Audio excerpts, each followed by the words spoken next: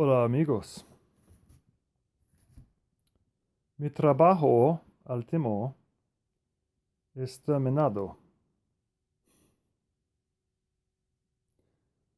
El trabajo con el diablo. Me dices algo estúpido. El diablo encenderse. El diablo tuve un ataque de corazón. You should have fucking seen it.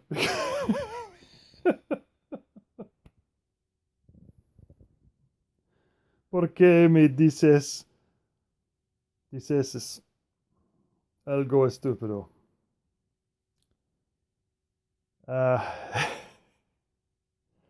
El diablo encenderse.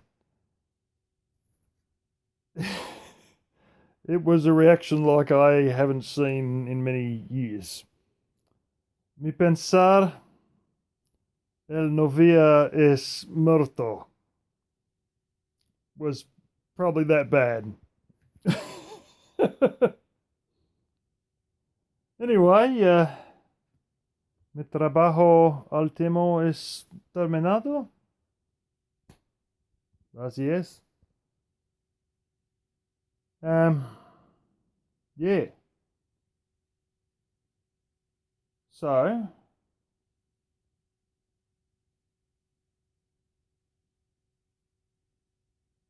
yo tengo un nuevo trabajo para compañía de equipo de cocina comercial. I think I got that right. Commercial cooking equipment. Muy muchos refrigerarse.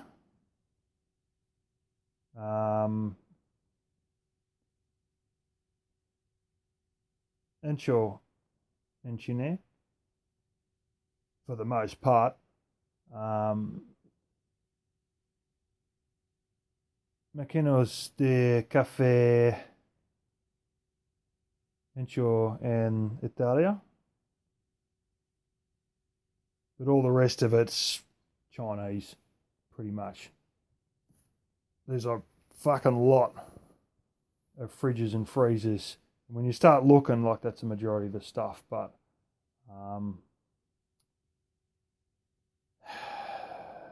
me en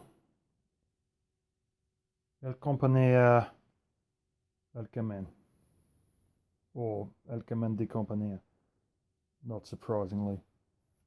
A lot of time I'm taking out the containers, forklift as usual. It's a bunch of Pakistanis actually that I'm working with. So I have decided I might start to learn Urdu. I think it's the proper way to say it. And I'm sort of just been dabbling a little bit with it today because they speak it in the place a little bit. Mainly English, but amongst themselves they do a bit with just different stuff. And I sort of had a look at it before, and you got to understand that like there was a region known as Hindustan, and really speaking, Pakistan and India are pretty much the same, but there's just sort of, ever since they sort of broke up as two separate nations, because originally Bangladesh, Pakistan and India were all one country, but then like 1947 conflict started, and by 1949 they were three separate countries, although Bangladesh was originally East Pakistan administered by, but then that became a separate country later. In about 1973, I think. The long and short of it is written language is way different. Spoken language is very similar, like there's a 95% overlap, And really it's just like some of the more Hindu phrases merged into Indian and more Muslim phrases merged into the Urdu, which is, the one I look to be hearing already.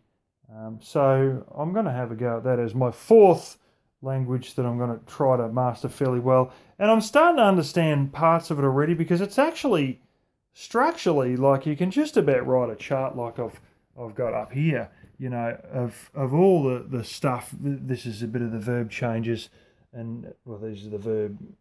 Is it suffix? The ones that go on the end for Spanish, but like it's so very perfectly lined up in a graph, and you can just like write up a whole series of tables, and everything just slots into place quite well, surprisingly well. They have the gendered stuff as you do with Spanish, but instead of being O for males and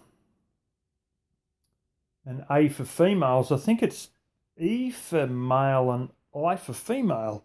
And it's kind of similar in that way, and the structure is sort of kind of similar to Spanish in a way, but it's actually a shit ton more easily laid out than Spanish is. And all these big friggin', escribar, escribo, escribes, escribe, escribimos, escriben, just to say writing,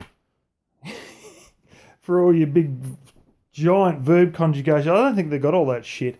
It is gendered, but it's only just... I don't think you get right down to the point of gendering fucking different vegetables like French does, But anyway, yeah, I'm just going to work on the written on the spoken, because written length. What's the point? All these things. What are you going to do? Sitting there reading a menu? No. The only thing I'll ever be doing is talking to people, And this is a thing where I think it's a lot more important to learn the spoken language than it is the written language. And it's pretty easy with Spanish because it's so similar. There's only a few basic rules that I've got written up on this board as well, where you can pretty much read Spanish off the page because there's so few letters that actually change at all in Spanish. Like there's about 5 different things 6 according to my list. It's really only 5. But yeah. So yeah, anyway, we'll give it a shot, and it's, we'll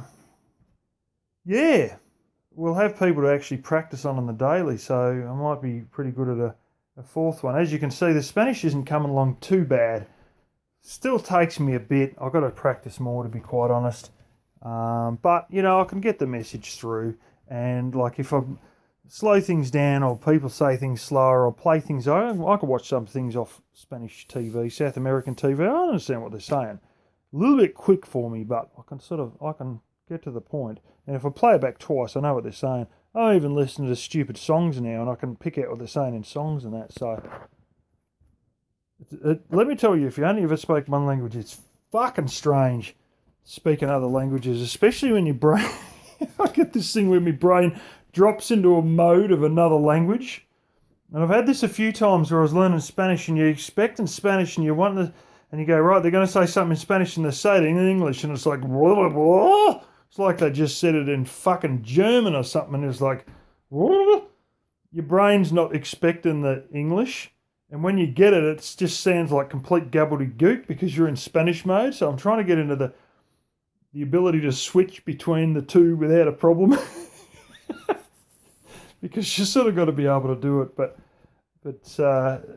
also strange is when I hear people speak Laos. I was in a $2 shop and they're talking Laos on the phone. Well, it's got an 80% overlap with Thai, and I'd learnt Thai, so I'm sitting there and it's like my brain lit up like Alexa, and my brain lit up and it like activated my brain because I'm hearing all this Laos and it's triggering all these Thai words in my head. But then, I couldn't even remember any more than about the meaning of about 1 or 2 of them. I recognised all the words, but I forgot all the meaning of them. The strange shit that happens, I'll tell you what. It's different living in a multilingual world, it really is.